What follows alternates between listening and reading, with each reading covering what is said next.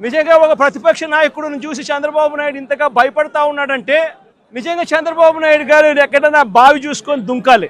ఒక ప్రతిపక్ష నాయకుడిని చూసి, ఒక ప్రతిపక్షాన్ని చూసి ఇంతగా భయపడి ఆయన వస్తున్నాడేమో, ఆయన వస్తూ ఉంటే అభిమానులను ఆపేదాని కోసం అని చెప్పి, ఆయన వస్తూ ఉంటే ప్రజలను ఆపేందుకోసమని రోడ్లను కూడా తవ్విన చరిత్ర ఒక చంద్రబాబు నాయుడు గారికి మాత్రమే దక్కుతుంది. ఈరోజు దాదాపుగా 2000 పైచీలకు పోలీసులు, లెక్కలేనంత మంది డిఎస్పీలు, డిఐజీ ఇక్కడే తిష్టేసినాడట. నాకు ఆశ్చర్యం అనిపించింది. అసలు వీళ్ళంతా కూడా నా సెక్యూరిటీ కోసం కాదు, వీళ్ళంతా జగన్ వస్తా ఉన్నాడు అని అంటే జగన్ను చూడడానికి అభిమానులు ఎవరైనా వస్తారేమో, ఆ అభిమానులను ఆపడం కోసం ఇంతమందిని ఉపయోగిస్తూ ఉన్నారు. అంటే ఎంత వ్యతిరేకత చంద్రబాబు నాయుడు గారి ప్రభుత్వం మీద ఉంది అని చెప్పడానికి, ఎంతగా చంద్రబాబు నాయుడు గారు తన పాలనను చూసి తానే భయపడతా ఉన్నాడు అని చెప్పడానికి ఇంతకన్నా ఇంకా వేరే నిదర్శనాలు కూడా అవసరం లేదు.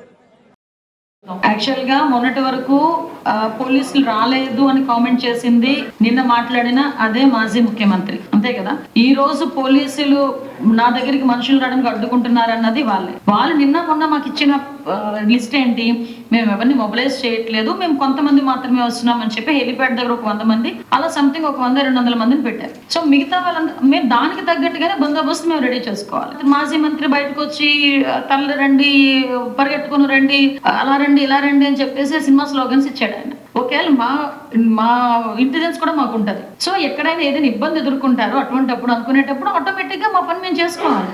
లాస్ట్ 5 సంవత్సరాలు ఎమర్జెన్సీ అంటే లాస్ట్ 5 సంవత్సరాలు కామన్ మ్యాన్ నుంచి పొలిటీషియన్ వరకు, కామన్ మ్యాన్ నుంచి బిజినెస్ పర్సన్ వరకు, ఒక కామన్ మ్యాన్ నుంచి ఏదైనా ఒక ఇంట్లో కూర్చున్న మహిళ కూడా ఇబ్బంది పడే పరిస్థితి లాస్ట్ 5 years.